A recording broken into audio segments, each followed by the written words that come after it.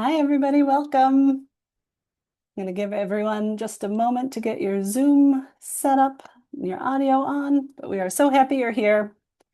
Welcome to today's webinar with the League of American Bicyclists called Organizing Bike Audits, a Community Advocate's Guide.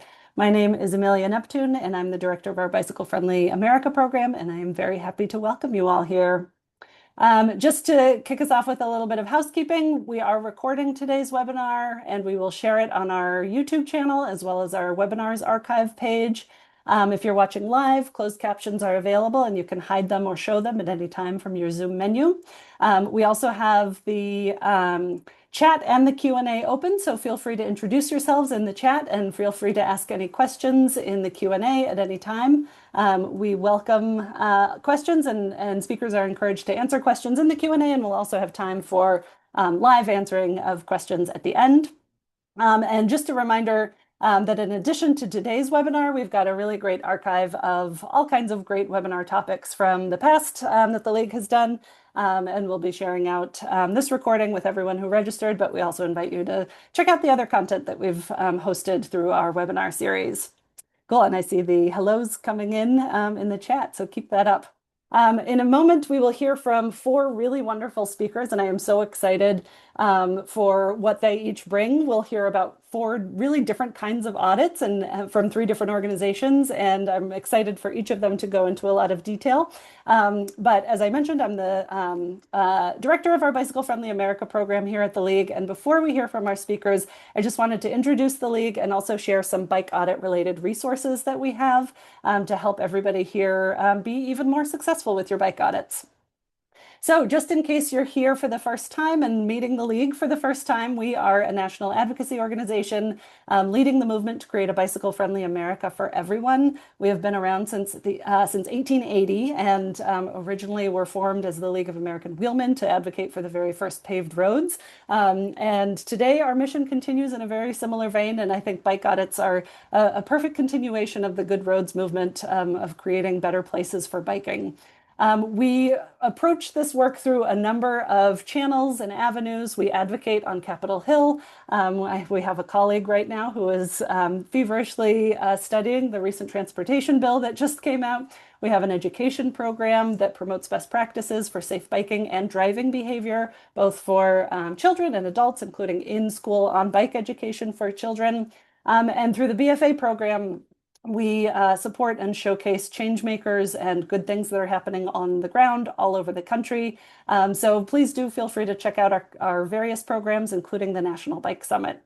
Now, onto bike audits. So a couple of years ago, the League of American Bicyclists partnered with AARP to produce the Bike Audit Toolkit, which you can order online for free, thanks to AARP. It's a really fabulous resource, and you can get it printed in English and in Spanish. You can also use the online version of it. AARP has made this resource free through their Livable Communities program, and we are just so grateful for that partnership. The League has also done a number of other resources around bike audits. This is our third webinar on the topic, so if you want to find more content related to webinar or related to bike audits, again, you can check out our webinar channel, but also our bike audit resources page. Another great thing on that resources page is a history of bike audit reports from some of our partner organizations, one of whom you'll hear from today. Because we have partnered with AARP for the last 2 years. This is our third year doing it through their community challenge grants, where we support communities who are doing bike audits thanks to AARP's support. And so we provide technical assistance and they produce a report at the end of the grant period of their bike audits. And so some of our past webinars and some of the resources on that webpage are all about producing a report to sort of show the action and show the outcomes of your bike audits.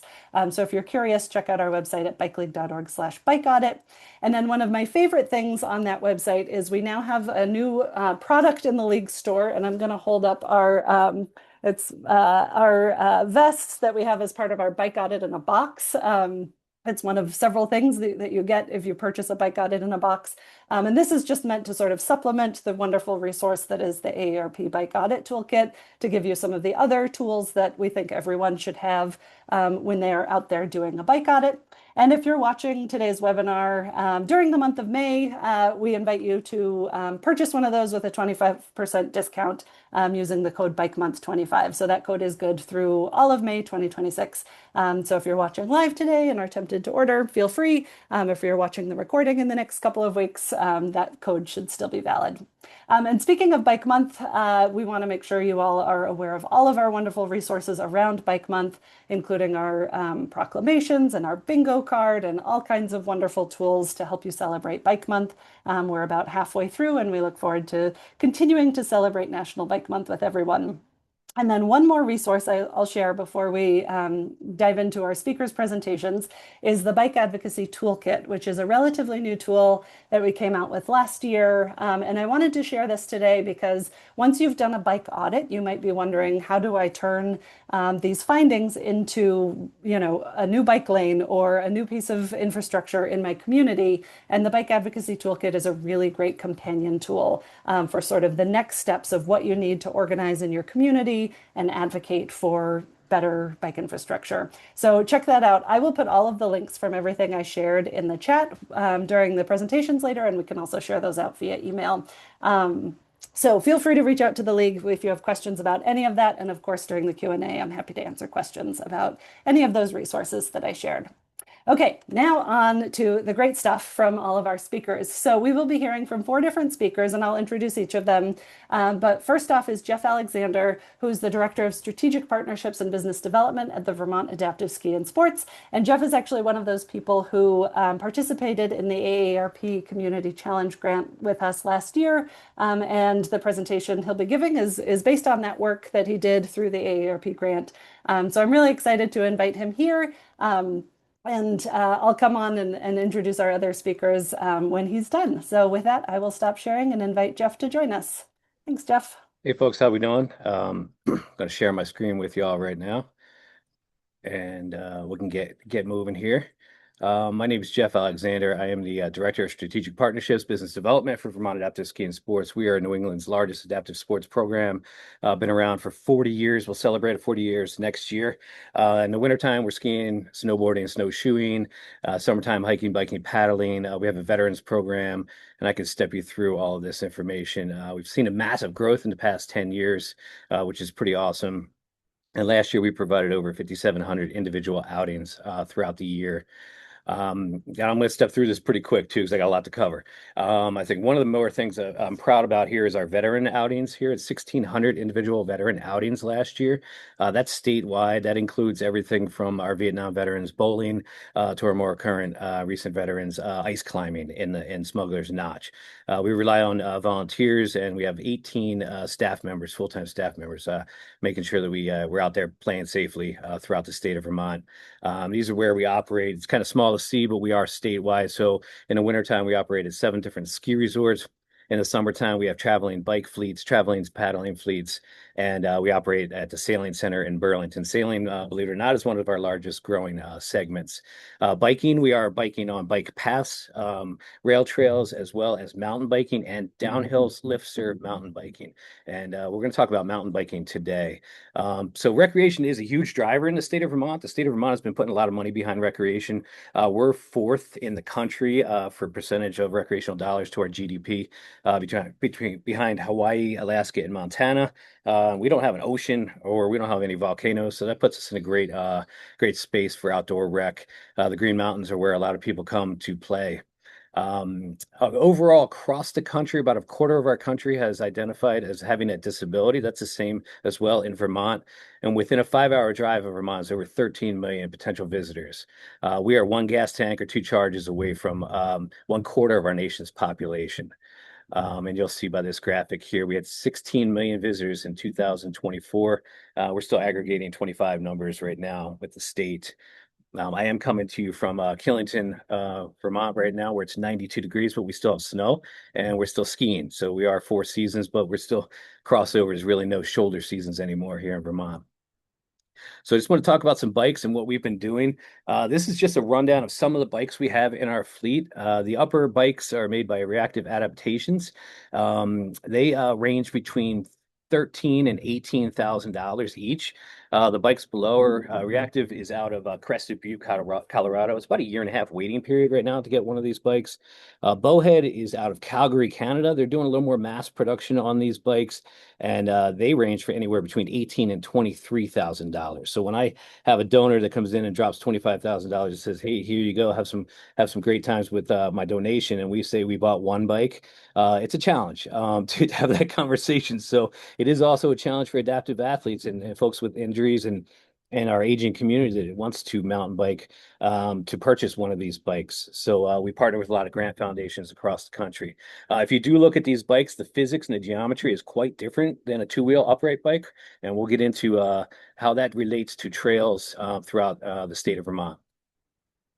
Just want to give you a heads up on all of our trail system.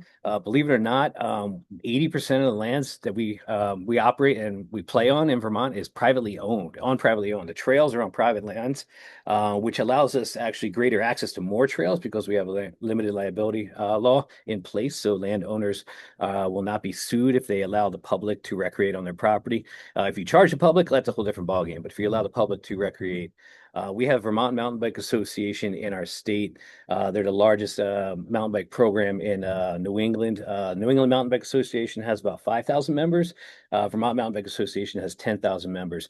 They oversee 29 separate trail chapters, and each chapter oversees 1 to 6 different trail systems. So we have a lot of trails throughout the state of Vermont that we can recreate on. As Vermont Adaptive, we realized we were going to the same trails. We started our program in 2016, 2017. This is quite before a lot of our adaptive bikes turned into e-bikes. Participants were getting bored, staff was getting bored. We are going to the same trail system over and over. And we said, well, why aren't we assessing trails throughout the state of Vermont? Why are we not making sure that our bikes fit and that we can extend someone's experience and then explore a little bit further into the reaches of the state of Vermont? So we partner with the Vermont Mountain Bike Association, who has that big reach into the mountain bike community. And we also partner with the Kelly Brush Foundation. Kelly Brush Foundation is a nonprofit that supports adaptive athletes with spinal cord injuries. They promote providing recreational equipment to those with spinal cord injuries. So we all came together and said, okay, let's go look at trails throughout the state of Vermont. Kelly Brush Foundation said, okay, we're going to throw 20 grand into this pot. So when we do an assessment at a trail system, we're not just saying, hey, you need to fix this, you need to fix that. We're saying, hey, you should fix this, but here's a grant you can apply for. They will apply for that grant, and within a week, we will assess their application, and within 2 weeks, they might have a check from the Kelly Brush Foundation up to $4,000 for some small fixes. So we're going to talk through our assessment process. So we work with those trail systems throughout the state. We set our expectations. We understand what trails they would want us to assess. Now, a lot of times they're saying, okay, let's go to the green trails, but believe it or not, a lot of the blue and black trails actually work, and they do go for the adaptive bikes. So then we gather a crew of locals, of volunteers, trail stewards, and of course we have to have adaptive athletes with us. And then we show up and do an assessment. So we get everybody in the mix, talk about the adaptive bikes. We actually like to get our trail builders and our local community on the bikes first so they understand what is happening. So as these trail systems evolve, it is in the top of their mind on how the bikes and the physics of the bikes work. So we're looking at trails. We're not looking at building brand new trails. We're looking at existing trails, but we're also putting that mindset into folks for folks that are going to build new trails. I'd have to say about 95% of the new trails being built right now due to this process in Vermont will be adaptive worthy. It is more expensive to build an adaptive trail. We have a lot of legacy trails in the state that are just not going to work for adaptive bikes. We've had to realize that. The other thing is we're not changing the character of these trails. We're really just going in to make sure that bike fits and that we're aggregating enough information on that trail that an adaptive rider can make the decision to ride that trail for themselves. We don't want to make that decision for them. We just want to provide them as much information as possible to make that decision. So we're looking at tread width. That bridge on the right-hand side, that's on U.S. Forest Service land. Prior to this administration, a couple years ago, that was a phone call, and it was fixed within 3 weeks. It was pretty amazing. We do work and play on a lot of U.S. Forest Service land in here in the Green Mountain National Forest, and the folks at the Recreation Department for USFS are quite engaging with us. On the left-hand side, that's me measuring a bridge. I carry a rope that's 40 inches wide. Most of the bikes are about 40 inches wide, so we want to make sure our bridges are passable. Middle is a bog bridge. That's not going to work. We're also looking at corners and turning radius. The adaptive bikes are a little bit longer than a two-wheel upright bike.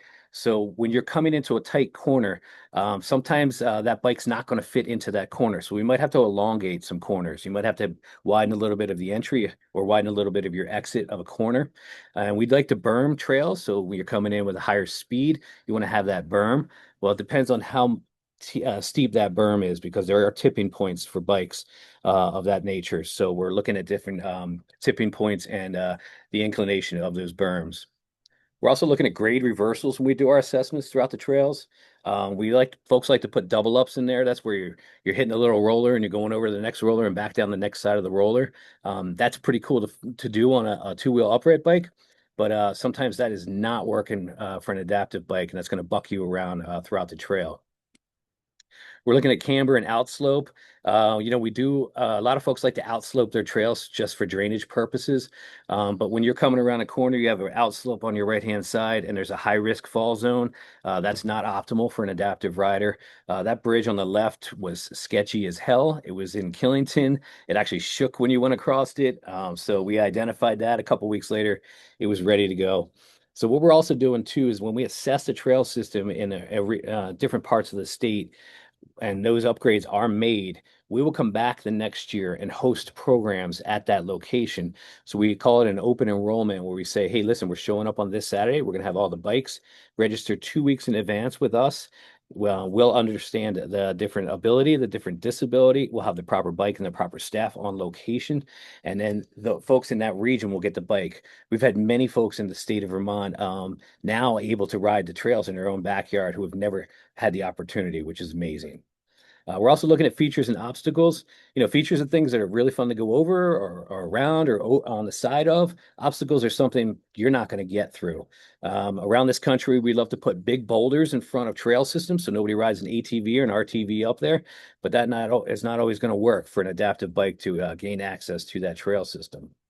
So we've identified two different types of trails. Instead of walking along with a heat tap machine and coming out with 1,000 data points for a quarter mile, we identified adaptive optimized and adaptive friendly. And these are two things that we've kind of this wording and has really kind of taken and gone around the country right now. A lot of programs are using this wording. Basically, adaptive optimized is a trail that's being built. It's being built specifically with adaptive bikes in mind. And adaptive friendly is a trail that already exists that just might have some obstacles here or there, but it is passable. The adaptive optimized is going to work on flow, so the flow of the trail works with an adaptive bike as well as a two-wheel upright bike, and then no three-point turns in those corners. I mentioned those corners before. We have approved trails that have three-point turns. It's just going to have to happen. It's terrain. We have rugged topography here in Vermont, so it's really hard to build in some of the terrain here. And so we're making sure that those areas are at least identified in advance for the adaptive rider. And adaptive friendly, that's just getting as much information out there as well on a trail that already exists that we have approved to deem that the bikes will fit down that trail. We also look at supporting amenities. There's nothing worse than pulling into a parking lot without accessible parking, or a lot of adaptive riders would exit their vans on the side. And so there's accessible parking spot, but it's up against a tree line and you can't even access it. We look at kiosks. How tall is the kiosk? How big is the map? Is the donation box out of reach for anybody that might be utilizing a wheelchair and adaptive bike? And then we put beer in there because I like beer and we all like to ride bikes and maybe go move that right into grabbing a slice of pizza or a burrito and a cold beer. So are there amenities around that trail system that adaptive users can occupy after to complete that full experience besides just biking on the trail? We will then provide the assessment report with GPS located photos to the trail managers, trail stewards, so that they can go back to those locations on trail and then assess that area. Maybe it's a rock that needs to be moved, a little bit of a drainage ditch that needs to be dug out, which then those trail assessment folks can turn this and spin this into the grant application that we have in place right now. We did partner with AARP to do 3 different audits, and I have 3 of those audits are here. This is Pine Hill Park in Rutland, amazing trail system right downtown Rutland. But as you can see, that bike is not going to barely fits through. So we worked with them on a reroute just around the other side of those 2 trees. Signage is key. Good information and good wayfinding is key. I also like that sign on the right-hand side because there was a mom and a couple bears in the park that day. We did see the mama. We didn't see the cubs. So just having that knowledge in advance is huge for safety of everybody on the trail. And Northshire area trails, these folks, this system was actually quite accessible. Everything almost went on this system. There was one bridge, this one in particular, that just needed to be widened a little bit. And then Slate Valley Trails, they had a few bog bridges going through. They've since upgraded those trails. And we also looked at restrooms as well. That porta potty on site is not accessible. So we did note that in our assessment. And that has since been changed. And now that is a fully accessible trail system. And then we do have something quite unique in the state of Vermont. It's the Richmond Mountain Trails called the driving range. This was top to bottom built up with fully adaptive optimized trails in mind. It's the first adaptive built trail system in the country, and it's rowdy. Let me tell you, folks, we're working with them right now on the messaging because you say, hey, it's an adaptive trail system. I'm going to bring my wife and kids there. It's going to be great for everybody. These trails are pretty hard. These are pretty gnarly trails, so we're trying to make sure that that messaging is in advance notice of folks saying, yes, this is an adaptive trail system, but it's for a higher end adaptive rider. So here's some key takeaways. We do work with Trailforks to update all this information on Trailforks once everything has been done. We also work with the trail system, and then Vermont Mountain Bike Association has a link on their website where you can drop down, find out what trails are accessible, what the amenities are around that. We're working with the Vermont Department of Tourism to get this pushed out as we are a massive tourism state. And I think I got it all in. One more thing, also, we just acquired 124 acres in the heart of the Green Mountains for Vermont Adaptive. This is going to be a fully accessible trail system on here and a fully accessible retreat where we can host retreats. And here's our new upgraded trail map. So we are working on trail assessments on our own property, which is pretty awesome. And finishing up here, this is what it's all about. Gentleman came up from Washington, D.C. to ride bikes with us about 4 years ago. He got hooked. He kept coming up. Now he lives here. He works for NASA. He's a taxpayer, and he moved to Vermont just because of programming and accessibility. And that is all I have.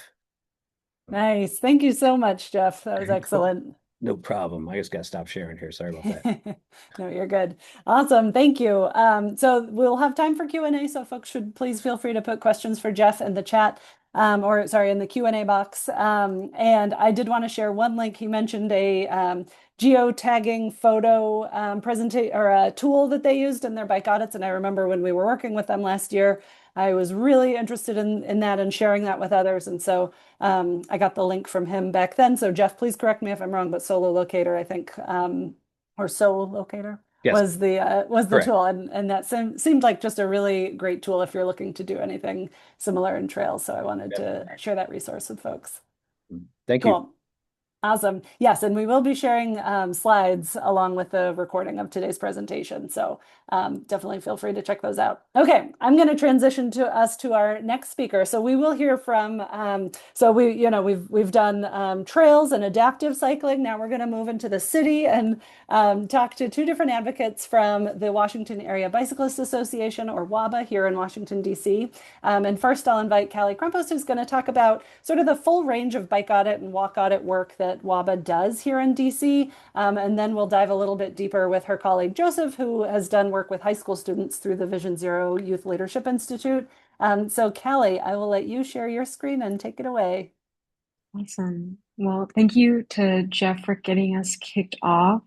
As Amelia mentioned, my plan is to talk at a higher level about the power of bike and walk audits as an advocacy tool and as a community building and coalition building tool.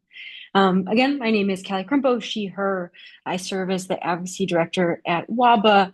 You may have heard of our work around the 15th Street bike lane in DC. And of course, we are still celebrating that win to make sure that that protected bike infrastructure stays around.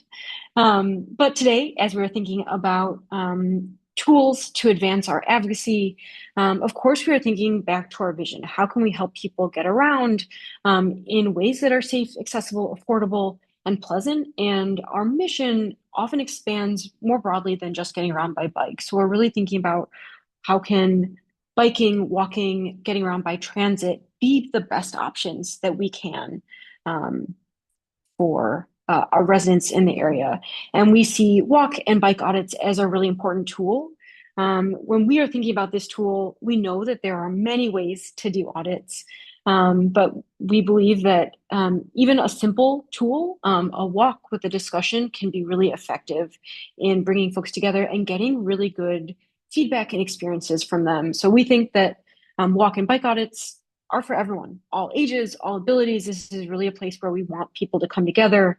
We're looking to get outcomes from the walk and then pull forward those experiences from the walk or the bike ride into outcomes. How do we continue to use that feedback to make change in our community, making sure that it gets to elected officials, to agencies, to project-specific teams. And something that I am just really excited about, and I think is something that we should be emphasizing as we think about these audit activities, is how we can use them to build partnerships. Here are just a couple examples of the government agencies and community groups that we've had the opportunity to partner with to host walk and bike audits, really demonstrating differences of approach, differences of focus, but with the same interest in making sure that people in our communities have the ability to give their direct feedback about the built environment that surrounds them. So just wanted to run through a couple examples that I think are really cool and demonstrate the broad use that walk and bike audits can have. In this case, the Shepherd Branch Trail Project is an old rail line, currently unused. It's been sitting inactive for 21 years. And we're currently in an advocacy project to turn that rail line into a multi-use trail. And we got to join a walk audit with the National Park Service and with community advocates to walk along. You can still see the tracks, and we filled out forms as we walked. Neighbors told us about their experiences. They could point out their cross streets, and we were able to bring that back, share with the National Park Service, and then begin moving into some visioning series with neighbors. Another example is we were preparing for upcoming comment periods on an upcoming bike lane project in Washington, D.C. We knew about that upcoming comment period, and we thought, hey, you know what? We can better prepare our neighbors to provide feedback by doing a walkout ahead of time so folks can get ready to think about what types of comments would they like to submit as we move into that period with our Department of Transportation. And you can see here, we had a group, most folks who live directly on the corridor and many folks who felt really passionate about wanting to see the best outcome for the bike lane. We've also had the opportunity to build some really interesting partnerships for folks who are not always thinking about transportation, who may not be biking. In this case, we partnered with a run club, and we did a run audit of the neighborhood where we had kind of a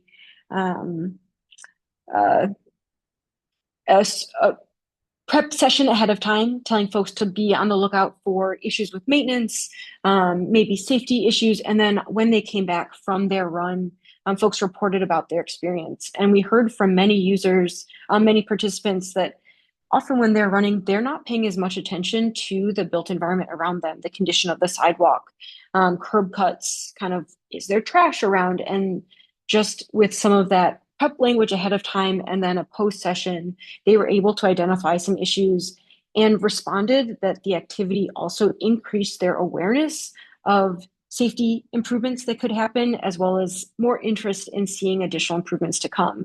And I think just really cool to think about how this group, I think we spoke to about 150 people that day, could have an easy step onto that ladder of engagement for advocacy for safer streets, better bicycling, better walking, and transit through their run club. We've also seen that walk and bike audits can be a really empowering tool. I know Joseph will talk a little bit more about that, but especially in cases where we may be working with folks, whether they are young or older, may not feel like the current engagement processes with our government agencies feel welcoming. So getting the experience to plan your own audit experience can be really powerful. They get to take ownership, talk about their stories, and get prepared to share about their experiences. We are really excited about a partnership that we have with the DC Department of Health to address issues with the built environment that currently provide barriers to living healthier, active lives. In this case, we led a walk audit from a nearby community center at a community museum to a new healthy green station in a corner store. So for a lot of folks, we were traveling. This walk is just under a mile, but not a place that we heard from many community members that they were walking currently. So we wanted to model what the experience could be like with a group. So if people felt safe, they could experience it. And then hopefully that they would feel comfortable doing that similar type of walking trip on their own. I think I saw some folks who were with us at the National Bike Summit. As we know, audits can be really powerful to emphasize accessibility issues. And I think that exercise that we had to specifically bring walkers, wheelchairs, visibility poles, that having the tools with you is really powerful for folks to get the experience of people with disabilities. Because even in places like Washington, D.C., and urban core, we experienced a lot of difficulties. And I think for folks, it's really powerful to get to experience that firsthand. Again, Joseph will talk more about it, but walk audits and bike audits we've seen to be a really successful tool in getting more feedback from cohorts of our population that are not showing up to public meetings, especially thinking about youth and about older adults. Later this spring, summer, we will be joining a series of walking groups for older adults, and we'll go through really brief walk audit exercises with them so that they can identify barriers to their own independent mobility. And I think we've also seen bike audits and walk audits be really successful in highlighting connections, especially as new infrastructure is completed. I think for people to get to experience what used to feel dangerous and to go through with a group what those new connections can feel like is a really powerful experience, and also helps them continue to think about how they can expand their own multimodal trips. So I think when we're thinking about audits for an advocacy purpose, especially with the lens of emphasizing community engagement, that connection is key. We're looking for people to meet their neighbors, for people to feel comfortable sharing, and that simple is good in many of these cases where we often are kind of priming the conversation for people with a prompt just like this. Okay, as we are going out, we're just looking for your general feedback. What is your experience like? What are you seeing? Kind of giving an idea of what folks might be on the lookout for. We've developed some very simple tools, of course, not nearly as detailed as the wonderful tools that ARP and the League have worked on. But I think, again, we're thinking about that ladder of engagement, how we can get people started at a level that feels not too scary, is welcoming, helps get you thinking about how does the environment around you impact the way that you get around, and that can lead to some of those deeper conversations. We also developed these little just business card size, we called them sidewalk warrior cards, and they just contain some additional tips. If you see an issue, what do you do? To help make sure that people can continue to think about how we can make change in our communities. So just quickly wrap up with a couple quick takeaways. Think that audits are really successful because they create intentional spaces for observation.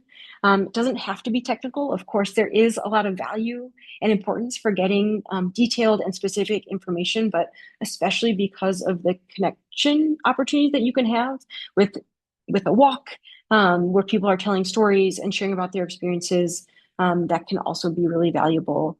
And of course, continue to follow up, both to really consolidate those connections with community groups and with individuals and with the folks who are making decisions and putting those projects into place. And of course, to continue to think broadly, think about what other groups are operating in that space, community members who are in that space, even if they aren't already walking and biking. So with that, thank you, everybody. Amazing. Thank you so much, Kelly. That was really great. Cool. And now I'm excited, even more excited to hear from Joseph from WABA, who will share more about the work they've been doing with high school students and bike and walk audits. Take it away, Joseph. Awesome. Thank you, Amelia. Thank you so much, Callie and Jeff. I'm really excited to talk today about my work with high school students through a grant that WABA received from the Maryland Highway Safety Office. So I'll talk about walk audits and how you can use this as a tool to empower students of all ages, but specifically high school students here. I really love this quote from from the tool design group talking about safe system approach, how humans make mistakes, and therefore we need to act on that information as children of all ages use the built environment as they walk because they don't have cars. And I think this project is really great because it breaks down silos and it empowers youth to share their experiences with school leaders and active transportation leaders. And I help teach the students to understand that they are leaders as well as experts in their own experience. So, some background on the project. This is a grant that WABA received through the Maryland Highway Safety Office. Uh, we've seen lots of growth from 2023 until this past cohort where we had 10 students. And students are paid $20 an hour as part of their work, and they work 3 to 5 hours a week. Utilizing the participatory action research method, students are leaders of their own research, whereas I and other partners act as helpers along their research to point out transportation issues impacting their community. And you might be wondering why this county, where I work in, Prince George's County, and then why high school students in particular. So Prince George's County has the highest number of fatal crashes in the state of Maryland. It outpaces other counties almost by double for the past few years. There's a neighboring county right nearby, Montgomery County, that's very similar in terms of population. And in 2025, Prince George's had more than double the number of crashes and deadly crashes. And I got this information from the Maryland Highway Safety Office website. And I took this information and using the Department of Public Works and Transportation map of the Vision Zero high injury network, looked at the number of high schools, middle schools, elementary schools, colleges, and then libraries around the high injury network. There's a total of 62 schools, and this totally impacts students' ability to walk safely, as parents will then feel unsafe to drive or to walk their children to school. And students are then relying on getting driven very short distances to school and may not feel comfortable walking or biking to school. Here's a couple of pictures from walk audits, and you can see the infrastructure near schools, wide roads, multiple turn lanes, and crosswalks that might not be protected in terms of having a signal. Some other pictures here. This is what students were asked to take pictures of bike lanes in their area. And we typically have signs where you can use the full lane. A very confident cyclist might find these roads to be unsafe in their experience and high level of stress. So students are typically not going to be very empowered to ride their bikes to school as a result. And then on the right, you can see another typical pedestrian crossing. This is a 5-lane road right near a school, and students walk across the street in large groups, and cars sometimes do not see or perhaps ignore the crosswalk. There's a number of sidewalk hazards that student pointed out on their walk audits as well. This is a very typical sidewalk hazard that I'm sure you've seen all over the United States, of course, but it creates huge barriers for students. And of course, what Jeff was talking about, adaptive cycling or someone in a wheelchair to get around safely. And I also asked students to take pictures of what they deem to be safe infrastructure, and that was the picture on the right as well. And overall, the news like this happens surprisingly not as often as one would think. And hopefully, through these walk audits and through advocacy, I can help the students point out these issues to elected officials. And this was along the same road as the a walk audit that the students and I hosted this past year.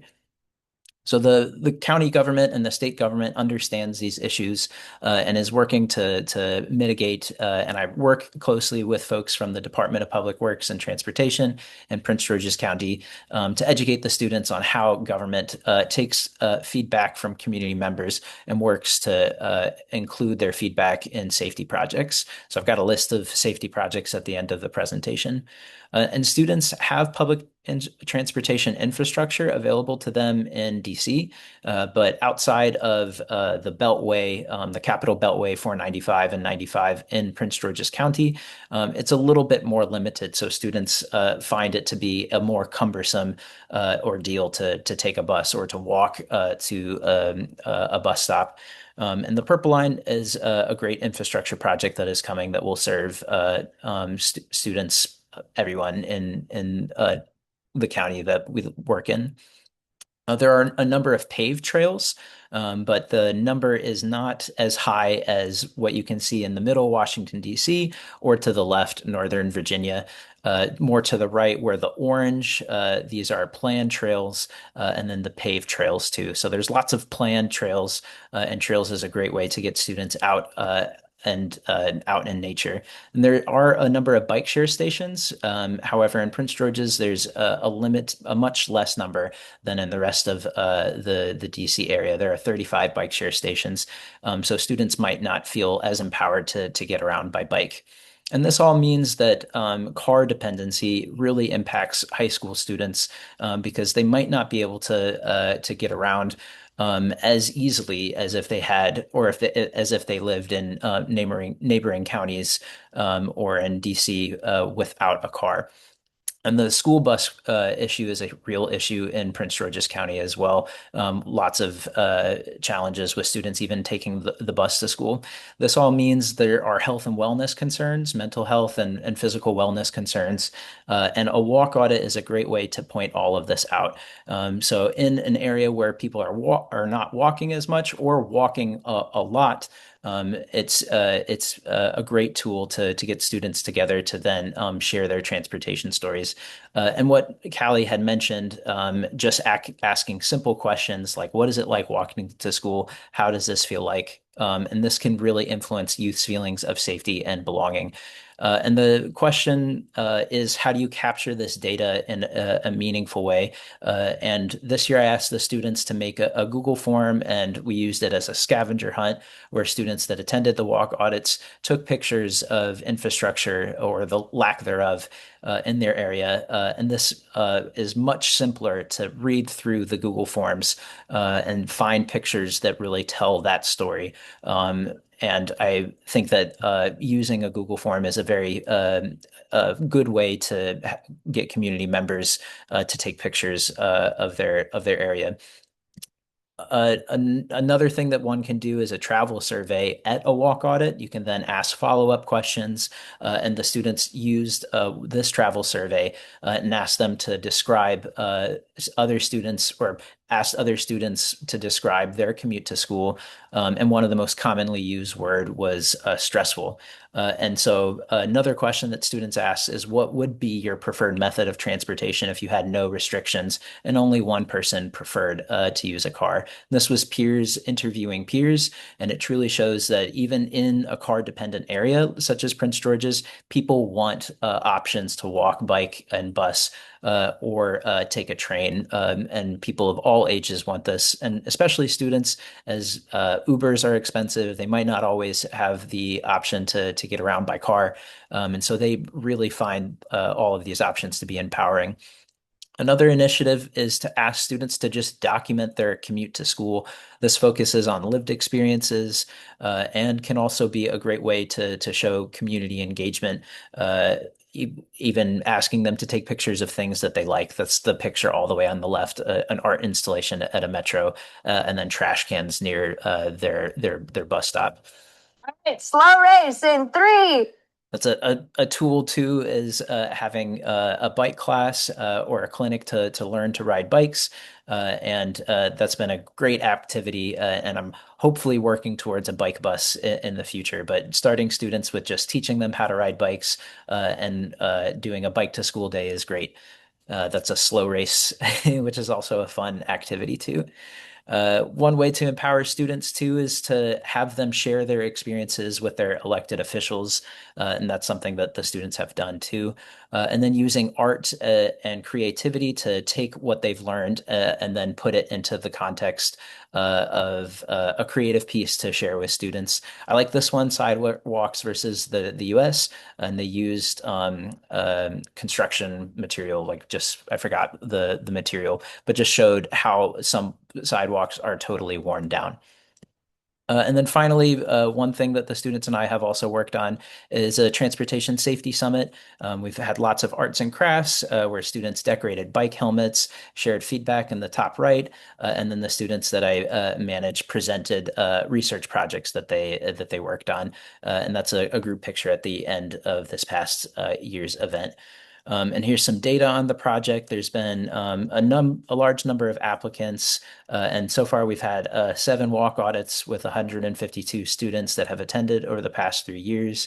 We've had 6 bike activities with 59 students that have attended, 260 students that have attended the Youth Transportation Safety Summit, and then we've had the opportunity to pass out reflective vests and materials to ensure that students are safe when they're walking at night or always wearing their bike helmet as well and have bike lights as well. And using this to build off of what Callie was talking about is a great way to build community throughout the region and identifying key stakeholders and working with them to help empower students with connections to government and decision makers is a big part of what I try to do. And if you'd like to connect, here's my contact information and just some key takeaways. Identify community partners. I started just working with libraries to develop opportunities for students to get together and host walk audits. One big incentive for having students join and having schools sign on and working with schools is having schools offer community service hours for students that join. And that's been really big too, because students need community service hours to graduate. And then starting very simple, like Callie was mentioning, walking and identifying what you have concerns with, identifying any school district resources or local or state government resources, as well as a great partner too. And that's it. Thank you. Awesome. Thank you so much, Joseph. That was great. Folks should feel free to put questions in the Q&A for Joseph or Callie, and still for Jeff too. It's not too late. And I just wanted to say I love the idea of the fun like bingo and Google scavenger hunt, Google Form scavenger hunt. So kudos to WABA for finding ways to make it really accessible and fun for people to participate in those kinds of audits. Okay, we've got one more speaker who I'm really excited to introduce, Jason Kuhn from Bike Cleveland. And I just wanted to share a quick anecdote that we, in the Bicycle Friendly Business Program, we have reviewed many applications over the years, and in Cleveland, I started to notice a trend where several large employers like Cuyahoga County, which has 630 employees, or Northeast Ohio Regional Sewer District, which has 750 employees, kept mentioning that they had done an audit of their workplace with Bike Cleveland. And I was so intrigued, and so I loved this idea so much of the local advocacy group coming in to do bike audits that I invited Jason to be a part of this webinar. And he said he's never presented on this topic before, but since he's the one doing it, I'm really excited to hear about it. So thank you, Jason, for putting together today's presentation and sharing your insights from workplace bike audits. So with that, you can share your screen and take it away. Thanks so much. Wow, that was quite an introduction. Thank you so much. For us, like you mentioned a couple of the places we've done, but to back up real quick, if you're not familiar with Bike Cleveland, we're the regions group about 2,500 members strong, working on events, education, and policy work, just to make Cleveland, Ohio, a better place for people biking and walking. You mentioned the Cleveland Metro Parks, Stantec Consulting, the Regional Sewer District, the county headquarters. The idea with a bicycle-friendly business audit is to get all the interested parties in one place at one time and really focus on what are the realities for your employees coming there by bike and your customers coming there by bike. Like, how does it really work? And just kind of cut through some red tape as quickly as possible to make changes that really matter. And we always start this by finding allies within these companies to work with. These might be members of our organization. These might be, members of the company that reached out to us first for a little bit of help to kind of get this started. But these are the people that know the day-to-day experience of where the bad entrances are. They're hard to get a bike through, policies that are kind of anti-bike, or barriers that keep themselves or their coworkers from riding to work. And it's good because this is very personal to them, and it's a realistic context. It's not me showing up in some other company and being like, "Hey, that what you could be doing," and it's working from the inside to propagate this change from faces they already recognize and voices they already know, and that plays a big part in being successful with this. Um, and a key that I learned on my second time doing this is asking the facilities manager to join. This is the person that you can be face to face with them as they experience these trouble spots with you. And they may not ride bikes. They may not have any idea how difficult it is to work a bike through that series of doors or to get a bike up those and down those stairs. And this way, when your staff begins to take this into motion after you've left, they can refer back to this person with some understanding and some shared knowledge of, when we were talking about that hallway, and then they don't have to start from scratch on it. This person already knows, and it makes a big difference. And also, they may have solutions that you weren't even thinking about, or trouble spots that you weren't thinking about. For example, we were in a basement area and we're like, this would be a perfect place for bike parking. And he's like, no, because there's another tenant in the building that has to load pallets through here 3 times a year. So there you go. You didn't waste any time on something that couldn't be done. But he turned around and said, well, right around the corner here is a key card access door to a room we don't even use. So there's right there one of those things. By having that facilities manager there, it saved you from wasting time and then led you to a solution that's even better in a course of 60 seconds versus a whole bunch of emails or a whole bunch of calls or the staff trying to figure out something. It's done. And I can't emphasize that enough. If you can get that person there with you, it makes a big difference. And this is so simple. You're just going to experience the building together from start to finish, from the point of an employee or a customer hitting the front door and trying to lock their bike up to a staff person getting to their desk for a day of work. Like, what are the realities here?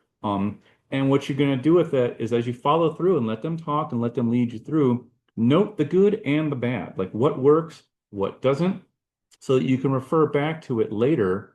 And what you're going to create is a report, because you have to be honest with yourself. You're going to be with these folks for about an hour, maybe 45 minutes. But then as soon as you leave, all the realities of running that business come back to bear, all the regular projects and all the other things they have going on in their daily lives. This can just get it can float away too quickly, too easily. So you want to be able to provide them something solid to work with that the staff can use to put pressure on management for the staff to refer back to that property tenant manager, and anything you can have so you all can work back to this same kind of playbook of how are we going to move forward on this? How are we going to make this something that works better for everyone biking to this location? It's an active blueprint to do it. And I'm just going to show you the finished one here that we did with our county executive offices. And note that there is a little bit of psychology on here. That in the high vis vest, that is the county executive himself on a bike, and one of our local media personalities is out there in front. So I'm kind of trying to show here a little bit of like, your boss cares about this, and so does the local media. And this is probably something worth working on because this is bigger than what you might think. It's just a couple employees nagging you about better bike racks or something like that. Like, this is the bigger picture item we're talking about. And this is kind of something that bears weight, because you have to assume that this report might find its way to someone outside your group that you went with, and just making sure to kind of like lean on as best you can visually. I would always suggest you include a quick just blurb about who you are, and just reminding them that your only goal here is just to make the region a better place for people on bikes and make this organization a better place for people on bikes, which is only serves to help them in the long run. Um, I start with like a kind of a site visit overview. And you can see I'm going to list the count, like the staff that was in attendance that day. So again, internally, they can reach back out to these people and they know who is who and who might be able to answer some questions. And just talk about a little bit about what we did, what we saw, and what were our objectives this day. It's really just about, removing barriers and providing incentives and just making it better for wellness and sustainability and just your whole corporate culture better with a few moves. And and so it's not all negative to them. I like to list out first what was good, like what was already great. You had outdoor bike racks for your customers. You actually had covered bike racks in a parking garage for your staff to use. You have shower facilities, which is a huge one. And then all your at the personal workspaces and at the near those showers, you already have lockers and things ready to go. Like these are hurdles that some other businesses have. You're already sitting on them free, ready to go from day one. So this is what's good. And then bumping them into what can be changed.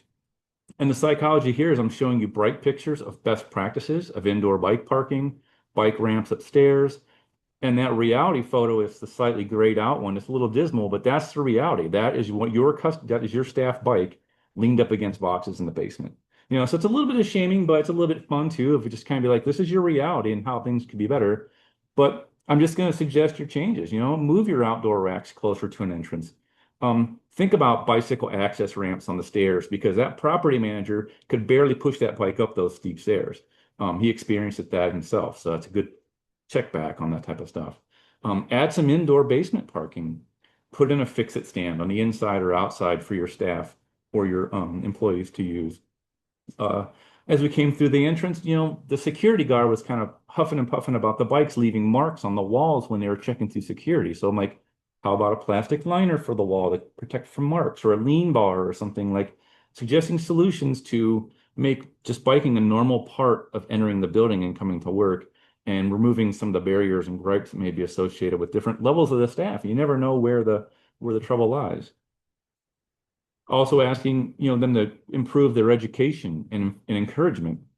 And again, positive picture is bright. And that's one of the parking realities we saw, the wave rack in a parking garage, trash can next to it, car backed up near it. It's just we're showing you're checking this as a good box for you, but we're kind of going to show you how it can be better. But like you're talking about education and encouragement, they didn't have a formal orientation to anything bicycling related in their onboarding. We asked them about, could you provide some bike ambassadors within the company? And maybe they could, so a new staff member comes on, who could they reach out to kind of find out best routes to work and things like that? And we really dug in on some of these competitive compensation things. In a car world, we're so normalized to the fact that they might get $120 a month parking compensation. Well, if you're not going to use that, why can't this employee have $1,500 a year to apply towards an e-bike purchase or a stipend for bike maintenance or things like that? If they're not going to use, if the parking stipend is just built in and it's just a freebie, like flip that money to the whole other direction and make it something that, let someone ditch their car, purchase an e-bike, and then get to work that way. And it might just ease a burden on someone who's really struggling at work to pay for the car, to keep everything covered and keep doing it. Like you can completely flip the script on that person's life by just removing that subsidized parking and providing an e-bike incentive or something like that. And also, their wellness program had nothing in it in terms of biking. So you got points for doing all these different wellness activities, but not one for biking, where that's been changed as well. So now they have points in there. I just did a fix-it stand demonstration for their staff last week for Bike Week. 100 points for their wellness program. Again, something that didn't exist before, and it was essentially free to kind of add in. And leaving them too with some type of cost considerations, because once you leave, now it's a reality of like, okay, this sounds good. We want to do these things, but they don't even know where to start next. So I give them a few outlines for what the costs could be, from very kind of more elaborate, like outside covered parking, to the simple things like adding a fix-it stand or adding some bike racks. So maybe the county executive may come to them and say, okay, look, I like this. We've got maybe $7,500 we can put at this. What could we do and get going now? And they can turn to this document and say, all right, we could get some access ramps, we get a fix-it stand, and some indoor parking and then, so again, it keeps that ball rolling. It stops the momentum, it keeps the momentum from stopping. Um, and then lastly, is just making sure at the end, letting them know that this report's just a beginning, that whoever your organization is, like you're who they want to come back to keep this moving. I'm here to come back. I can answer more questions. Bike Cleveland is also, it's a dealer for Dero bike racks. So I can also work to help you choose the right bike racks, where to place them, help you purchase them, provide you good pricing, and just try anything we can do to kind of keep that moving in the right direction. And then all of those businesses that were listed by both Amelia and myself have all become bicycle-friendly business members, plus more than that. And it's just a good way, to kind of like build your brand with your local organizations, and then also create actionable items for people to do and make your region better for people on bikes. This document that I'm showing you, I am happy to share that with anyone. It's a Canva presentation, or a Canva document, I'm sorry. So you can just take it, drop in your own images and logos and change it up. And I am info@Bike Cleveland, Jason@Bike Cleveland, and I am always happy to follow up with any of you to help do this in your local area. Amazing. Thank you so much, Jason. I'm so pleased that you're able to share and present on that. And yeah, I encourage folks to reach out if they're interested in copying that great model, because I think it is a really wonderful one. I'm going to share my screen real quickly one more time, because I know we are at time, and we got one question in the chat. I'll just say the question was about how can you sort of hold a city accountable and try to encourage them without making it feel too critical? And my biggest advice there is to bring them along on the audit so they get to experience it themselves, because they'll know you're not making it up when they experience what, a really uncomfortable bike lane or a really uneven sidewalk feels like. And there's nothing better than that direct experience. Second best is photos and videos. So I really applaud all the reports that our speakers shared, and folks should feel free to chime in with other answers. But while they are doing that, I wanted to share that our next webinar is in 2 weeks. It's on bikes on Amtrak. So if that's a topic that interests you, please do feel free to register for that at bikeleague.org/webinars, which is also where today's recordings and slides will be posted. Thank you again to our speakers. I'm so pleased that we were able to highlight all of your wonderful work, and I really appreciate your time and commitment to creating more bicycle-friendly communities where you are, whether it's rural trails with adaptive cycling, or sidewalks with high school students, or workplaces in Cleveland, Ohio. Thank you all so much. One more plug for Bike Month and supporting the league. If you aren't already a member, we are a member-driven organization, and we're in the middle of our spring member drive, so feel free to join, and you can learn more at bikeleague.org/member drive to support our work and to continue these resources for everyone. We look forward to bringing more webinars on topics like this to you all, and also more content like this to the National Bike Summit next March. So we look forward to seeing you all there. And thank you again to our speakers. And with that, we'll close down for the day. Thanks, everybody.